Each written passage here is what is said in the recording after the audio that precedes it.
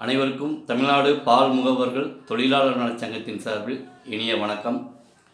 கடந்த சில தினங்களாகவே பார்த்திங்கன்னா தமிழ்நாட்டில் மிகப்பெரிய ஒரு சர்ச்சை அமுல் வெர்சஸ் ஆவின்.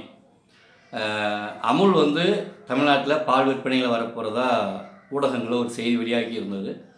அதன் அடிப்படையில் அமுல் வந்தால் வரவேற்க தயாராக இருக்கிறோம் என்கின்ற தலைப்பில் ஒரு அறிக்கையை நாங்கள் வெளியிட்டிருந்தோம். இந்த அறிக்கை வெளிவந்த பிறகு திமுகவிற்கு ஆதரவான சமூக வலைதளவாசிகளாகட்டும் இல்லை திமுகவுடைய ஐடி விங் நிர்வாகிகளாகட்டும் பலர் இதற்கான எதிர்வினையாற்றிக்கிட்டு இருக்காங்க. இந்த அறிக்கை வெளியான உடனேயே தமிழ்நாடு பால் முகவர்கள் தொழிலாளர் சங்கம் குஜராத்துடைய அமுல்கிட்ட பணம் வாங்கிட்டு பேசுகிறாங்க. இது ஒரு சங்கி, பூனை வெளியில் வந்துருச்சு அப்படி பல்வேறு விதமான விமர்சனங்கள். இந்த விமர்சனத்துக்கெல்லாம் நாங்கள் அஞ்சுவதாகவோ கவலைப்படுவதாகவோ இல்லை. ஏன்னா கடந்த 17 ஆண்டுகாலமாக எங்கள் சங்கம் தொடங்கப்பட்டு, பால்முகவர் சங்கம் தொடங்கப்பட்டு 17 ஆண்டுகளாக நாங்கள் பயணிச்சுக்கிட்டு இருக்கோம். இந்த 17 ஆண்டுகளில் ஆவினில் நடைபெறக்கூடிய ஊழல் முறைகேடுகளை தொடர்ந்து சுட்டி காட்டிக்கிட்டு இருக்கோம். ஆவின் சார்ந்து, அதாவது பால் உற்பத்தியாளர்கள் மற்றும் பால் முகவர்களின் வாழ்வாதாரம் சார்ந்த இந்த ஆவின் நிறுவனம் நன்றாக இருக்க வேண்டும் என்கின்ற அடிப்படையில் தொடர்ந்து அதற்கான முன்னெடுப்புகளை நாங்கள் முன்னெடுத்துக்கிட்டு இருக்கோம். அந்த வகையில் கடந்த 10 ஆண்டு காலமாக அதிமுக ஆட்சியில் ஆவினுக்கான பால் கொள்முதல் அபரிமிதமாக இருந்தது. அதாவது 96, 2011 திமுக ஆட்சி காலகட்டத்தோட 2011, 2021 அதிமுக ஆட்சியில் ஆவினுக்கான பால் கொள்முதல் விற்பனை அபரிமிதமாக இருந்தது. உடனடியே நீங்கள் நிறைய பேர் சொல்லணும், நீங்கள் இவர் அதிமுகவுக்கு தாவிட்டார், திமுக ஆட்சியில் இருந்தால் அதிமுகவுக்கு தாவிட்டார், அதிமுக ஆட்சியில் இருந்தால் திமுகவுக்கு தாவிட்டார்னு இப்படி ஆவினில் நடக்கக்கூடிய முறைகேடுகளாக சுட்டி காட்டினா இப்படி ஒரு முத்திரை குத்துவதையே அரசியல் கட்சிகள் வழக்கமாக கொண்டிருக்காங்க. அந்த வகையில் இப்போ இந்த கடந்த 3 ஆண்டு காலமாக திமுக ஆட்சிக்கு வந்த பிறகு கடந்த 3 ஆண்டுகளில் ஆவின் வரலாறு காணாத வகையில் பால் கொள்முதலில் வீழ்ச்சியை சந்திச்சிருக்கு. ஊழல் முறைகேடுகள் குறைவில்லாமல் போய்கிட்டு இருக்கு. அதற்காக கடந்த 10 ஆண்டு கால அதிமுக ஆட்சியில் பாலாறும் தேனாரும் ஓடிச்சான்னு நிச்சயமாக இல்லை. ஆனால் எந்த சூழ்நிலையிலையும் பால் கொள்முதல் குறையில் உயர்ந்துகிட்டே போச்சு. பால் விநியோகத்தில் தட்டுப்பாடு இல்லாத ஒரு சூழல் இருந்துச்சு. ஆனால் இவங்க வந்த பிறகு, திமுக ஆட்சிக்கு வந்த பிறகு அப்படியே உல்டாவாக மாறி 40 லட்சம் லிட்டராக இருந்த பால் கொள்முதல் கிட்டத்தட்ட 25 லட்சம் லிட்டருக்கு வந்துருச்சு. அது இல்லாமல் வட மாநிலங்கள்லேருந்து கலப்படத்திற்கு பெயர் பெற்ற மகாராஷ்டிரா, ராஜஸ்தான் உள்ளிட்ட வட மாநிலங்கள்லேருந்து பால் பவுடர் வெண்ணெயை வாங்கி அதன் மூலமாக பால் உற்பத்தி செஞ்சு கொடுத்துட்ருக்காங்க. 50 ஆண்டு காலமாக விற்பனையில் இருந்து கொண்டிருந்த பச்சை நிற பாக்கெட்டு, ஸ்டாண்டர்டைஸ் மில்க் பாக்கெட்டை நிறுத்திட்டு அதே விற்பனை விலைக்கு 3% கொழுப்பு சத்துள்ள டிலைட் பாலை கொண்டு வந்தாங்க. இது ஒரு வரலாற்று சாதனையாக திமுக பண்ணியிருக்காங்க. இதையெல்லாம் சுட்டி காட்டுனா திராவிட மாடலுக்கு கோபம் பொத்துக்கிட்டு வருது. அப்போது இதை நாங்கள் முதலுடைய கவனத்துக்கு நாங்கள் கொண்டு போயிருக்கோம். இந்த மாதிரி முறைகேடுகள் நடந்துக்கிட்டு இருக்குது. கடந்த ஆட்சியோட ஒப்படையில் இப்போ பால் கொள்முதல் படு பாதாளத்தை நோக்கி போய்கிட்டு இருக்குது. விநியோகத்தில் நிறைய பிரச்சனைகள் இருக்குது. இதை சீர் செய்ய மாட்டேன்றாங்க அதிகாரிகள். பால்வளத்துறை அமைச்சராக வருகிறவர்களும் ஆவினை சுரண்டுவதிலேயே குறியாக இருக்கிறாங்க. ஸோ நீங்கள் இதை நேரடி கவனம் செலுத்தியால் இது அத்தியாவசிய உணவுப் பொருள் சார்ந்த விஷயம், விவசாயம் சார்ந்த விஷயம், நீங்கள் இதில் நேரடி கவனம் செலுத்தணும்னு பல்வேறு காலகட்டங்களில் முதலமைச்சர் மு.க. ஸ்டாலின் அவர்களுக்கு நாங்கள் கோரிக்கை வச்சோம். ஆனால் எதற்கும் அவர் செவிசாய்க்கவே இல்லை. அப்போது தொடர்ந்து ஆவின் நிர்வாகம் சீர்கெட்டு போய்கிட்டு இருக்கு. ஊழல் முறைகேடில் சிக்கி திணறிக்கிட்டு இருக்கு. பால் உற்பத்தியாளர் கொள்முதல் செய்வதில், பால் கொள்முதல் செய்வதில் கவனம் செலுத்தாமல் வடமாநிலங்களிலிருந்து பால் பவுடர் வெண்ணையும் வாங்கி அதன் மூலமாக பணம் கொள்ளையடிக்கிறதுலே குறியாக இருக்குது ஆவின் நிர்வாகம். அப்போது மக்களுடைய வரிப்பணம் கோடிக்கணக்கில் வீணாகிக்கிட்டு இருக்கு. அப்படி மக்களுடைய வரிப்பணம் கோடிக்கணக்கில் வீணாகிட்டு இருக்க ஒரு பக்கம்னா, நாங்கள் பொதுமக்களுக்கு ஆவின் பாலை கொண்டு போய் சேர்க்கறதுக்கு நாங்கள் ரொம்ப கஷ்டப்பட்டுக்கிட்டு இருக்கோம். ஏன்னா குறித்த நேரத்துக்கு பால் வருவதில்லை, கேட்குற பாலை கொடுக்கறதில்ல, கேட்குற பால் பொருட்களை கொடுப்பதில்லை. ஆவின் பாலகங்கள் நடத்தக்கூடிய முகவர்களுக்கு ஆவின் பாலை மட்டும்தான் விற்கணும், வேறு பால் தனியார் பால் விற்கக்கூடாதுன்றாங்க. ஆனால் ரிலையன்ஸ் போன்ற அதானி அம்பானிகள் நடத்தக்கூடிய சூப்பர் மார்க்கெட்டுக்கு மட்டும் ஆவின் கொடுப்பாங்கன்னா அவங்க எல்லா வகையான பிரைவேட் பாலுடைய பால் பொருட்களையும் விற்பனை செய்யலாம். இது எந்த வகையான மனநிலை? கார்ப்பரேட்டுகள் நடத்தக்கூடிய கடைகளுக்கு ஆவின் பால் நேரடியாக ஆவின் நிர்வாகம் விநியோகம் செய்யும். ஆனால் அவங்க வந்து பார்த்திங்கன்னா தனியார் பாலையும் பால் பொருட்களையும் விற்பனை செய்யலாம். ஆனால் ஆவின் பாலகங்கள் நடத்தக்கூடிய பால் முகவர்களுக்கு ஆவின் பாலையும் தட்டுப்பாடாகவே கொடுப்பாங்க. கேட்குற பால் பொருளையும் கொடுக்க மாட்டாங்க. நெய் வெண்ணெய் கொடுக்கவே மாட்டாங்க. விற்பனையாக தான் முறுக்கு, மிக்சரு, காராசேவு, இந்த மாதிரியான கேக், இந்த மாதிரியான ஐட்டத்தை மட்டும் கொடுத்து இதை விற்கணும்னு சொல்லி வலுக்கட்டாயப்படுத்துவாங்க. அதுவும் எக்ஸ்பிரி ஆனாக 1 நாள் 2 நாள் இருக்கக்கூடிய பொருட்களை கொடுத்துட்டு. அப்போது இப்படி பால் முகவர்கள் ஏற்கனவே ஆவின் பால் விற்பனை செய்தால் குறைந்த சொற்ப லாபத்தில் தான் விற்பனை செஞ்சுக்கிட்டு இருக்கோம். அப்போ குறைந்த அளவில் சொற்ப லாபத்தில் விற்பனை செஞ்சுக்கிட்டு இருக்கும்போது இன்னும் விநியோகத்தை தாமதமாக கொடுத்து பொதுமக்களுக்கு நாங்கள் 1 முறைக்கு 2 முறை 3 முறை கொண்டு போய் சப்ளை செய்யக்கூடிய ஒரு சூழலுக்கு நாங்கள் தள்ளப்படுறோம். இதனால் பால் முகவர்கள் வாழ்வாதாரத்தை இழந்து தவிக்கக்கூடிய ஒரு நிலை இருந்துக்கிட்டு இருக்குது. இதெல்லாம் சரி செய்ய வேண்டிய அரசோ நிர்வாகமோ ஆவின் நிர்வாகமோ தொடர்ந்து மெத்தன போக்கோடு இருந்துக்கிட்டு இருக்காங்க. அப்படி இருக்கக்கூடிய நிலையில் நாங்கள் ஏற்கனவே அமுல் வந்து தமிழ்நாட்டில் பால் கொள்முதலுக்கு கட்டமைப்பு உருவாக்க போகிறாங்கன்ற ஒரு விளம்பரம் வந்த உடனேயே நாங்கள் தமிழக அரசுக்கு எச்சரிக்கை மணி அடித்தோம். அப்படி எச்சரிக்கை மணி அடித்த போது தான் உடனடியாக முதல்வர் அவர்கள் உள்துறை அமைச்சர் அமித்ஷா அவர்களுக்கு ஒரு கடிதம் எழுதினாங்க.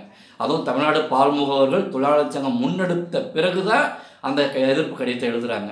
ஆனால் அண்டை மாநிலமான கர்நாடகாவில் இருந்து நந்தினி வந்து இங்கே ஆவியினை கபலீகரம் செஞ்சுக்கிட்டு இருக்கு. அது குறித்து அவர் முதல்வர் வந்து கவனத்தில் எடுத்துக்கல. அப்போது இவங்களுடைய கூட்டணியில் இருக்கக்கூடிய காங்கிரஸ் ஆளக்கூடிய மாநிலத்தில் வரக்கூடிய கூட்டுறவு பால் நிறுவனம் வந்தால் தமிழ்நாட்டில் வந்து ஆவினுக்கு பாதிப்பு இல்லை. ஆனால் பாஜக ஆளக்கூடிய மாநிலத்தில் உள்ள கூட்டுறவு பால் நிறுவனம் வந்து தமிழ்நாட்டுக்கு வந்தால் மட்டும் ஆவினுக்கு அழிவு வந்துடும்னு திமுகவுடைய உடன்பிறப்புகள் பொங்குறது எந்த வகையான மனநிலை எனக்கு தெரியல. ஒருவேளை அவர்கள் வந்து மகாராஷ்டிராவிலேருந்து பால் பவுடர் வெண்ணையும் வாங்கி சம்பாதிப்பதற்கு வந்து பொன்னுசாமியும் பால் முகவர் சங்கம் மண்ணள்ளி போடுறாங்க, இது நம்மளுடைய வருமானத்தை வந்து இவர் கெடுக்கிறாரு அப்படின்ற ஒரு காழ்ப்புணர்ச்சியில் எங்கள் மீது ஒரு அரசியல் முத்திரையும் மதம் சார்ந்த முத்திரையும் குத்துறதுல வந்து இவங்க தெளிவாக இருக்காங்கன்னு தெரிஞ்சிக்க முடியுது. அதுவும் இல்லாமல் இன்னும் சொல்லப்போனால் ஒரு சில 200 ரூபாய்க்கு மாரடிக்கக்கூடிய கைக்கூலிகள், திராவிட மாடலுக்கு கைக்கூலிகளாக இருந்து இணையதளத்தில் மாரடிக்கக்கூடிய ஒரு சில கைக்கூலிகள் பொன்னுசாமி வந்து தூக்கி மார்கை வாங்கிடணும், அதை பண்ணிடணும், இதை பண்ணிடணும்னு சமூக வலைதளங்களில் பதிவிட்டு இருக்கிறத கண்கூடாக பார்க்குறேன். இந்த உருட்டல் மிரட்டலுக்கெல்லாம் பயந்தவன் பொன்னுசாமி இல்லை. ஏன் அப்படின்னா மலை மேலே இருந்து விழுந்து பொழைச்சவனும் இருக்கான், சாலையில் நடந்து செல்லும்போது கழுத்தடிக்கி விழுந்து செத்தவனும் இருக்கான். ஸோ மரணம் எப்படி பிறப்பு ஒரு மனிதனுக்கு நிச்சயமானதோ அதே மாதிரி மரணமும் ஒரு மனிதனுக்கு நிச்சயிக்கப்பட்டது தான். அது எப்போ எப்படின்றது நம்ம கையில் எதுவுமே இல்லை.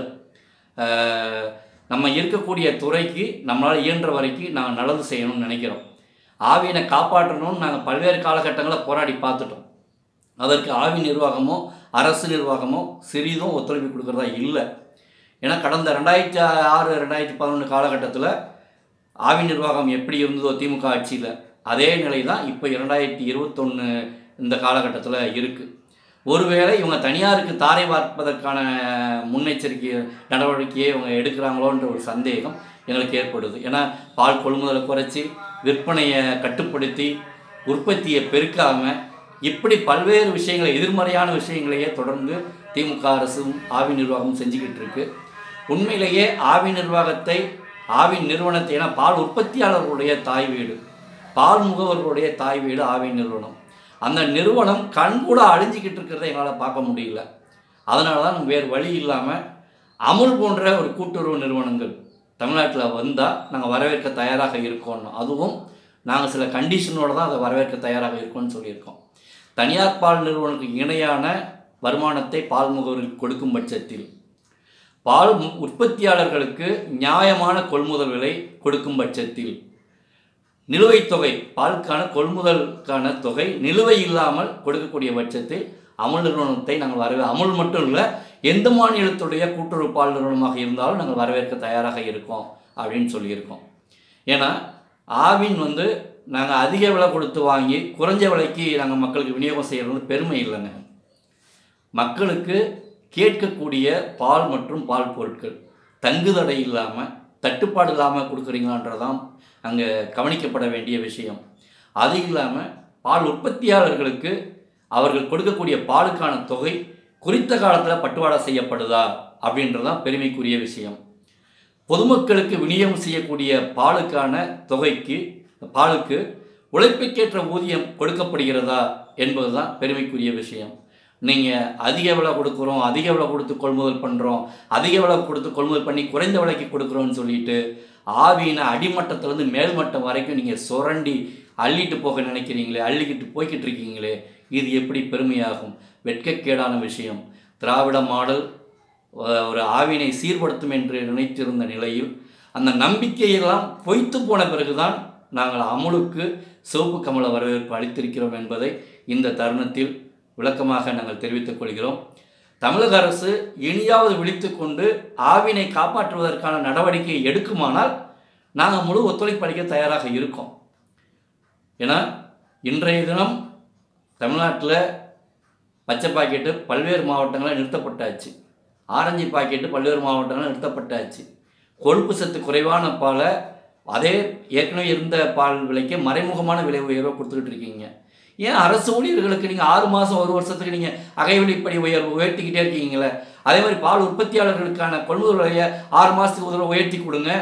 அதன் அடிப்படையில் விற்பனை விலையை மாற்றி அமைங்க, உயர்த்துங்க. ஏன் பண்ண மாட்டேன்றீங்க? ஏன் ஆவின வாக்கு வங்கி அரசியலுக்கானதாக மட்டும் பார்க்குறீங்க?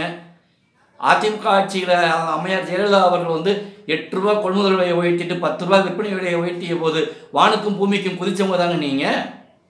எடப்பாடியார் அவர்கள் 4 ரூபா கொள்முதல் விலையை உயர்த்திட்டு 6 ரூபா விற்பனை விலையை உயர்த்தி கொடுத்த போது வானுக்கும் பூமிக்கும் குதிச்சவங்க தானே நீங்கள். ஏன் நீங்கள் அதை செய்ய மாட்டேன்றீங்க? மக்களுக்கு நியாயமான விலையில் தரமான பால் தட்டுப்பாடு இல்லாமல் கிடைக்கணுன்றதுல தமிழ்நாடு பால் முகவர்கள் தொழிலாளர் சங்கம் தெளிவாக இருக்கிறது. அதே நேரத்தில் பால் உற்பத்தியாளர்களிடமிருந்து தடை இல்லாமல் பால் கொள்முதல் செய்யப்பட வேண்டும். ஏற்கனவே 40 லட்சம் லிட்டராக இருந்த பால் கொள்முதல் இன்றைக்கி 25 லட்சம் லிட்டருக்கு சரிவடைஞ்சிருக்கு. அந்த சரிவடைந்து ஆவினை மீட்டெடுக்க வேண்டிய பொறுப்பு, மிகப்பெரிய பொறுப்பு உங்களுக்கு இருக்கிறது. ஆனால் நீங்கள் அதை செய்வது போன்று தெரியவில்லை.